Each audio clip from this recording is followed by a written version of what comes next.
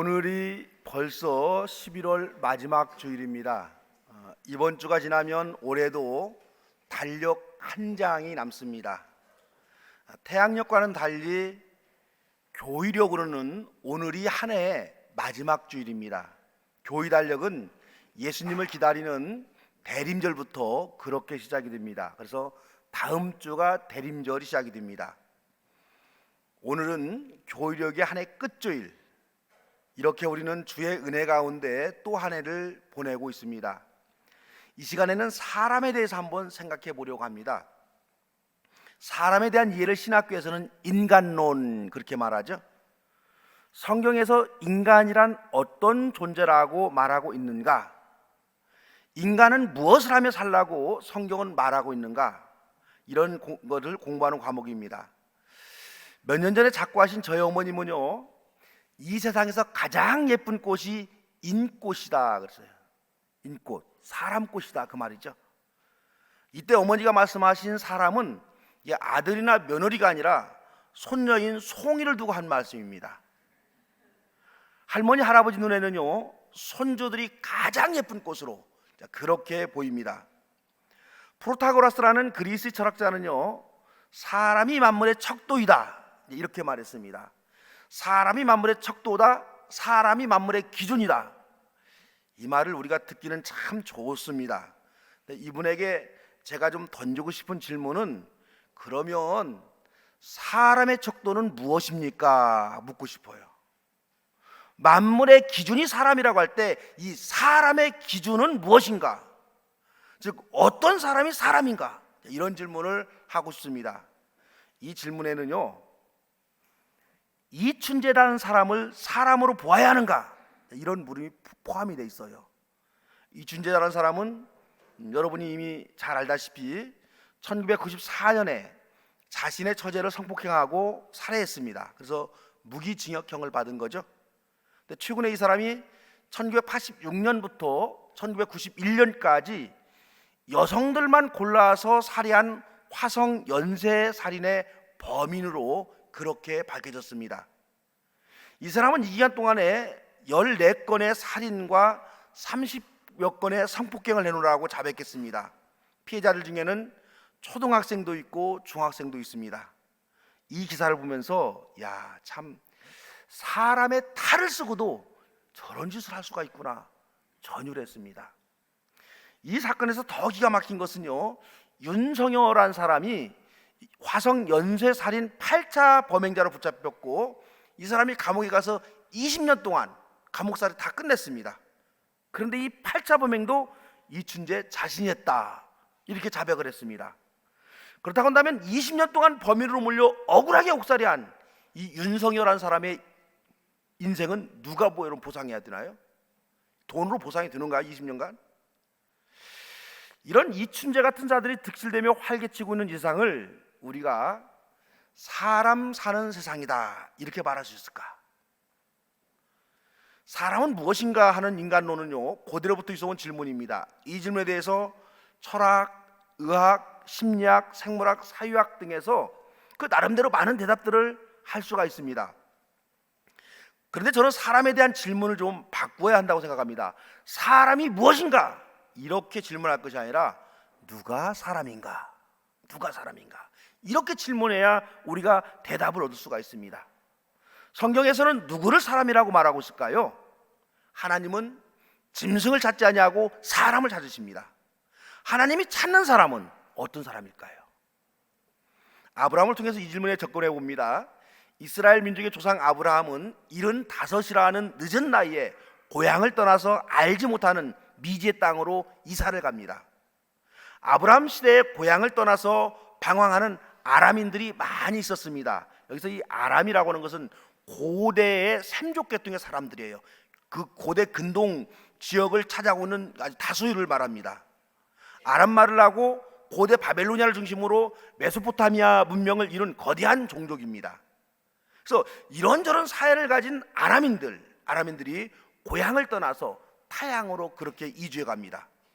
어떤 이는 갈 곳이 정해진 사람도 있고, 어떤 이는 단 한 번도 가본 적이 없는 알 수 없는 땅으로 그렇게 떠나기도 합니다. 아브라함은요, 단 한 번도 가본 적이 없는 땅으로 떠나는 처량한 사람이었습니다. 성경은 아브라함의 안타까운 사연을 하나님이 지시한 땅을 찾아서 떠났다 미화하고 있는 거죠. 실제적으로 아브라함은 고향을 떠날 수밖에 없는 그 어떤 사유적인 이유가 여러분 있었습니다. 그 시대에 고향을 떠날 수밖에 없는 수많은 난민 중에 한 사람이 아브라함이었습니다. 아브라함은 그 시대에 많은 떠돌이 나그네들과 마찬가지로 정든 고향을 75에 떠납니다. 유형적으로 보면 아브라함은 보통의 난민자들과 마찬가지입니다. 고향을 떠나 어딘지도 알지 못하는 막연한 목적지를 향해서 이동합니다. 그런데 아브라함에게는 보통 난민들과 크게 다른 점이 하나가 있었습니다. 구약에 보면요, 아브라함은 자신이 이주해 가는 지역마다 거기 가서 예배를 드렸다 이렇게 기록해 놓고 있어요. 어떤 방식으로 예배를 드렸는지, 아브라함이 이해한 하나님은 어떤 하나님이었는지 정확히 여러분 알 수는 없습니다. 다만 아브라함은 자신이 정처 없이 떠도는 나그네 인생이 아니라 창조주 하나님과 동행하는 순례자 인생임을 확신했습니다. 그러기에 아브라함은 하란을 떠나서 맨 처음에 당도한 세겜 땅에서 제단을 쌓고 제사를 드렸습니다. 예배를 드렸다 이 말이죠. 세겜에 잠시 머문 아브라함은 또다시 세겜을 떠납니다. 아마도 세겜 동네 사람들의 텃세로 인해서 그 마을에 살 수가 없었을 것입니다.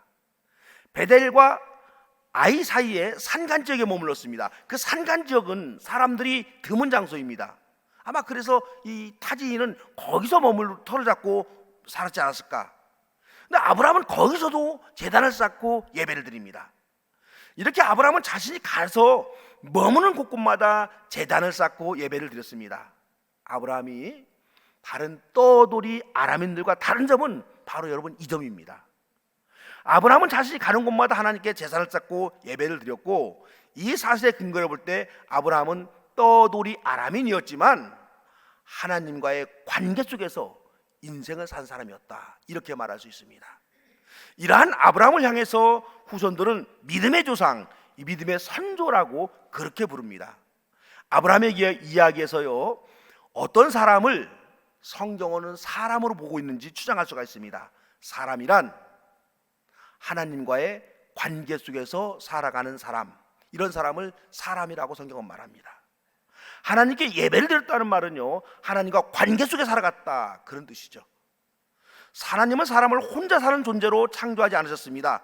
하나님은 사람과 교제하며 살기를 원하셨습니다. 하지만 사람의 욕심과 욕망으로 인해서 사람은 하나님께 불순종하고 하나님과의 관계가 단절됩니다.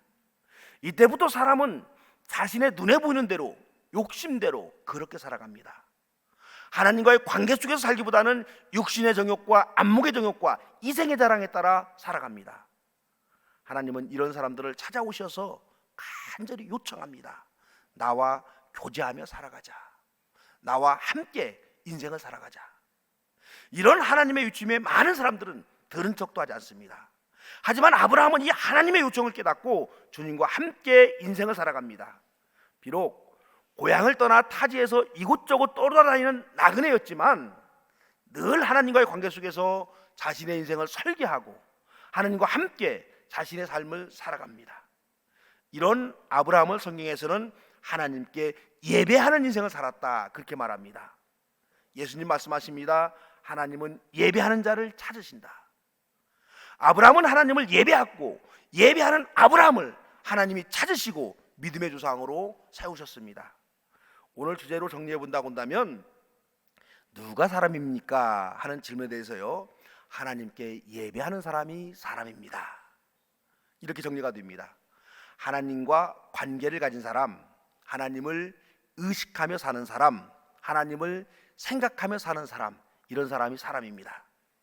이런 관점에서 예배하는 이 자리에 계신 여러분은 대단히 인생을 잘 살고 있는 사람입니다. 이 자리에 계신 여러분은 사회에서 어떤 평가를 받고 있는지 제가 잘 모릅니다. 하지만 하나님께 이 자리에 앉아 계신 여러분은 하나님을 찾고 있는 사람들입니다. 하나님을 생각하는 여러분을 우리 주님은 사람이다 그렇게 말씀하십니다. 다 같은 사람이지만 세속적 욕망이 가득 차서 살아가는 사람을 사람이라고 말할 수는 없습니다. 하나님이 없는 인생은 동물적 삶과 크게 다른 점이 없습니다. 인간은 하나님의 관계 속에 살아갈 때 비로소 사람이 되고 사람이라고 불려질 수 있습니다. 하나님과 관계 속에 살아가는 사람, 하나님께 예배하며 사는 사람이 사람입니다. 오늘 신약성경에서는 누가 사람인가에 대한 또 하나의 대답을 해놓고 있습니다. 바리새인들이 예수님께 와서 질문합니다. 당신은 하나님의 나라에 대해서 많은 말을 하고 있습니다. 그렇다면 한번 물어봅시다. 하나님의 나라가 언제 옵니까? 이렇게 묻습니다. 바리새인들 질문에는 지금 뭐가 들어가 있어요? 시간이 들어가 있죠. 언제란 시간이 들어가 있습니다. 이 바리새인의 질문을 우리 기독교인들도 많이 하고 있습니다. 하나님 나라가 언제 임합니까? 예수님이 언제 재림합니까? 세상 종말이 언제 옵니까? 자꾸만 우리도 시간을 묻는 거죠. 그런데 예수님은요, 그 시간을 묻는 바리새인들의 질문에 시간을 말하지 않을 겁니다. 내용을 말합니다. 하나님 나라는 너희 가운데 있다. 개역성경에는요, 너희 안에 있다 이렇게 번역해 놓았습니다. 개역성경 번역과 우리가 보는 새 번역과에는 이런 점에서 큰 차이가 납니다. 개역성경대로 너희 안에 있다는 말은 내면에 있다 이런 말로 우리가 이해가 되죠. 그래서 하나님 나라는 마음속에 있다 이렇게 이해하기도 합니다. 그게 틀린 이해는 아닙니다만은 정확한 건 아닙니다. 하지만 우리가 가진 새 번역에는요, 너희 가운데 있다라고 번역을 했습니다. 이 말은 너희의 관계 속에 있다. 사람과 사람의 관계 속에 하나님 나라가 있고 사람과 사람의 관계 속에 하나님 나라가 임한다 이런 뜻이에요. 언제라는 시간은 하나님의 주권에 속한 문제입니다. 하나님 나라를 맛보고 경험하고 싶나요? 사람과의 관계에서 하나님 나라를 맛보고 경험할 수가 있습니다. 나와 관계를 맺고 있는 사람과 관계가 좋다고 한다면 거기에서 하나님 나라를 경험합니다. 나와 관계를 맺고 있는 사람과 사이가 나쁘면 거기에서 어때요? 지옥을 경험하게 되는 거죠. 여러분, 부부간의 관계가 좋으면 가정이 천국입니다. 맞죠? 부부관계가 끊어지면 가정이 지옥이 되는 겁니다. 그래서 남편을 약을 먹여서 살해한 이 고유정이라는 여인이 이 시대에 생겼습니다. 예수님의 이 말씀을 여러분은 이렇게 바꿔서 한번 말해보세요. 행복하시기를 원합니까? 행복은 당신들 관계 속에 담겨 있습니다. 말이 되죠? 가치 있는 인생을 원하십니까? 사람들의 관계 속에 가치를 찾을 수가 있습니다. 말이 되잖아요. 즐거운 인생을 원하십니까? 당신들 관계 속에 즐거움과 기쁨이 있습니다. 훨씬 잘 이해가 됩니다. 이 말입니다. 예수님은 언제라는 시간 속에 하나님 나라를 찾지 말고 가족들과의 관계 속에, 직원들과의 관계 속에, 고객들과의 관계 속에 하나님 나라가 있다라고 말씀하십니다. 만나는 모든 사람들과 좋은 관계를 맺으며 살아간다면 그 사람은 하나님 나라, 즉 천국에 살고 있습니다. 그렇다면 여러분, 어떻게 사람끼리 좋은 관계를 맺으며 살아갈 수 있을까요? 누구는 뭐 관계 나쁘고 싶어도 나빠지나요? 다 좋은 관계 갖고 싶죠. 어떻게 할까요? 간단한데요, 사람을 하나님으로 대하면 좋은 관계를 유지할 수 있습니다. 사람을 예수님으로 대하면 그 사람하고 좋은 관계가 됩니다. 사람은 하나님의 형상대로 창조된 존재다. 성경은 그렇게 증언합니다. 사실 하나님의 형상대로 창조했다. 이 창세기 기록은요, 이스라엘 백성들이 바벨론 포로 생활에서 깨달은 인간론입니다. 심약한 유다 백성, 즉 이스라엘 백성들이 강대국인 바벨론의 침공을 받아서 나라가 망해버리고 바벨론을 끌려갑니다. 억지로 끌려가서 타국생활을 하는 거예요. 그들은 바벨론에서 많은 학대를 받으며 살아갑니다. 물설고 낯서는 이국 땅에서 짐승과 같은 생활을 하면서 이들은 고민합니다. 도대체 인간이란 뭔가 생각해보고 기도해봅니다. 포로인 유대인들이 깨달은 사실은 하나가 있습니다. 사람은 누구나 존중받아야 하고 대접받아야 하고 권리가 보장되어야 하는 존재다. 이런 사실을 깨달은 겁니다. 이스라엘의 선견자들은요, 창세기를 쓰면서 그래서 사람이란 하나님의 형상으로 창조된 존재다, 이런 사실을 고백하고 기록을 해놨습니다. 그러므로 하나님이 사람을 창조할 때 하나님의 형상을 따라서 인간을 지었다는 이 신앙 고백은요, 인간은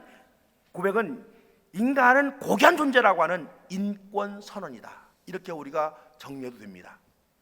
창세기를 쓴 이 창세기의 저자가 하나님이 인간을 창조할 때 그 옆에 이렇게 쪼그리고 앉아가지고 어떻게 인간을 창조했는가 이런 점을 눈으로 이렇게 보고 쓴 이야기가 아닙니다.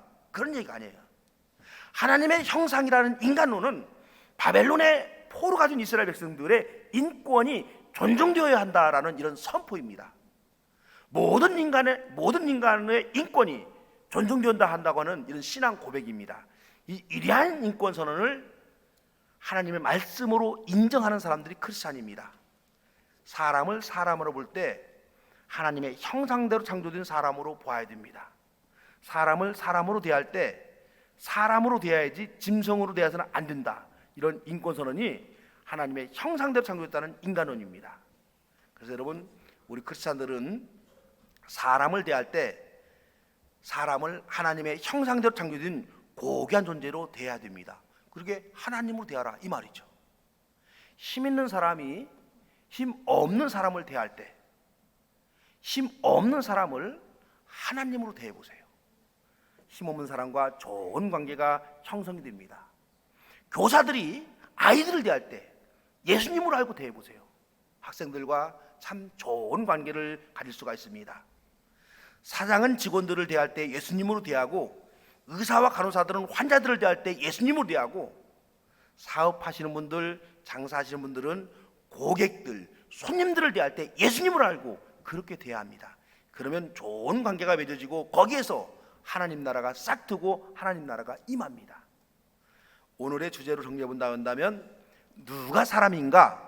사람을 하나님으로 알고 대하는 사람이 사람입니다. 사람을 욕정의 대상으로 보고, 사람을 이권의 대상으로 보고, 사람을 이용물로 보고 대하는 사람은 사람이 아니라 짐승입니다.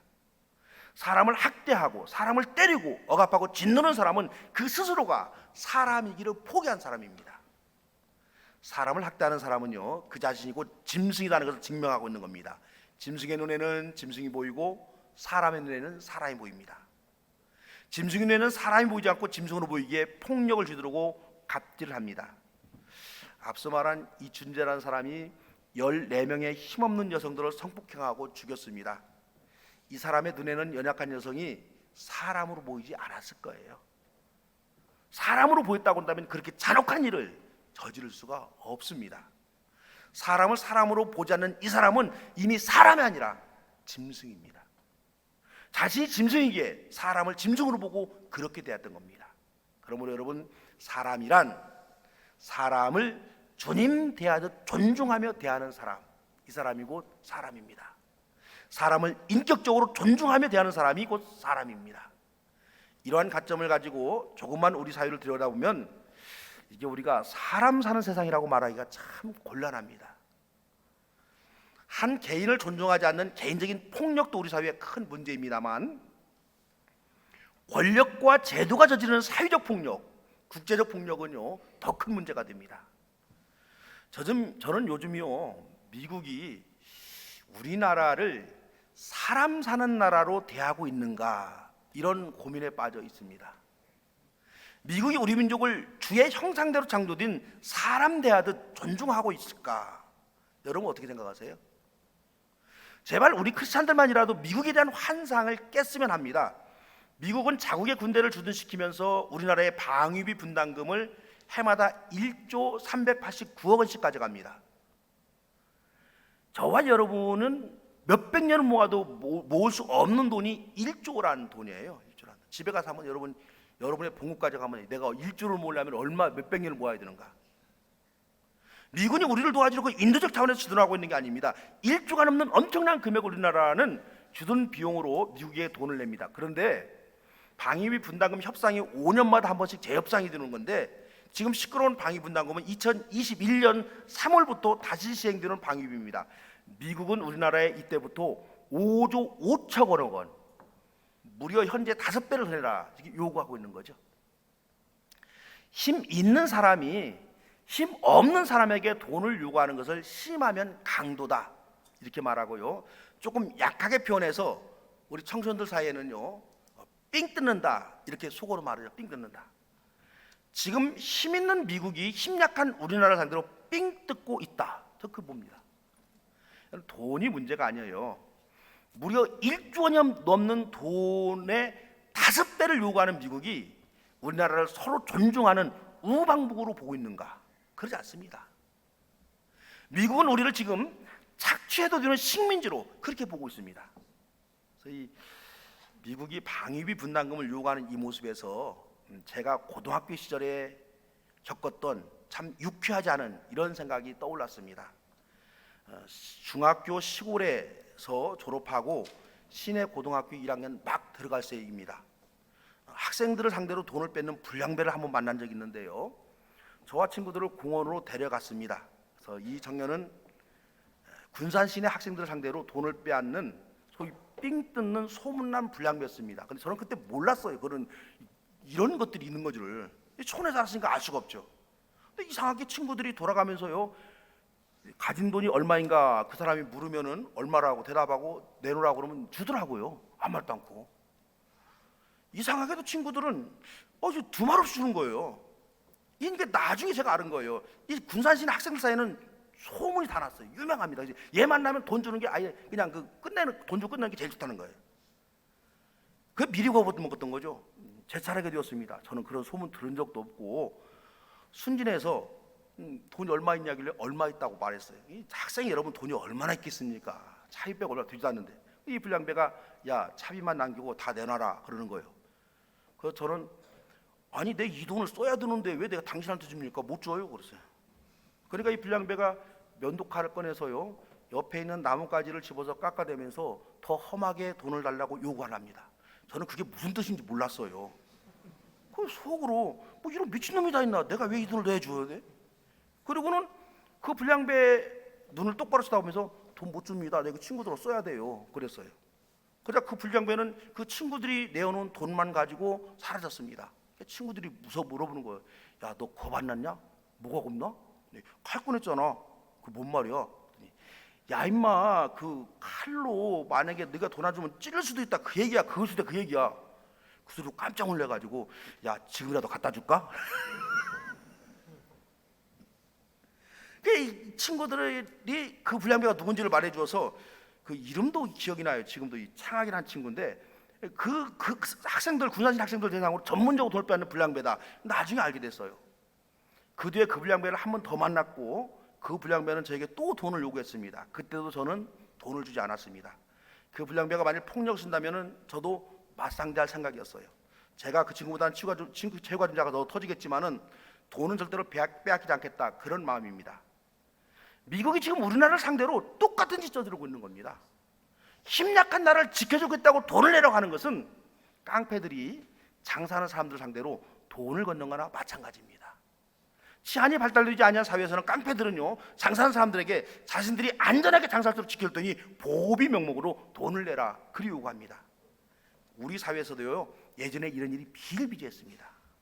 지금 미국이 똑같은 짓 하고 있는 거예요. 미국이라는 나라는 대통령 취임 선서를 할 때요 성경에 손을 얹고 취임 선서합니다. 그 의미는 모든 사람을 하나님의 형상대로 창조된 소중한 사람으로 대하겠다.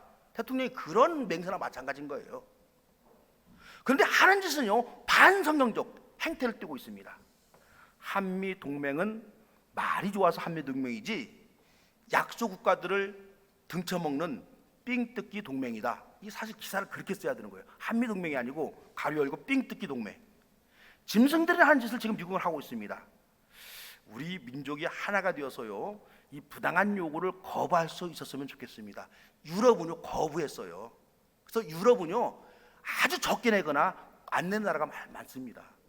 우리도 하나가 돼서 얼마든지 거부할 수가 있어요. 실제적으로 우리가 겁은 좀 나지만은요 그렇게 못하는 겁니다. 우리 민족은 힘은 약하지만 존중받아야 할 거룩한 민족임을 선포할 필요가 여러분 있습니다. 말씀을 한번 정리해 봅니다. 누가 사람인가? 하나님과의 관계 속에 살아가는 사람이 사람입니다. 사람을 하나님의 형상대로 창조된 고귀한 존재로 보고 주변의 사람을 예수님처럼 대하는 사람이 사람입니다. 이것이 성경이 말하는 인간관, 인간론입니다. 저와 여러분은 사람으로 살아가시기를 주님의 이름으로 축원합니다. 사랑의 주님, 주님께서 저희들을 아름답게 사랑하며 살아가라고 사람으로 지으셨습니다.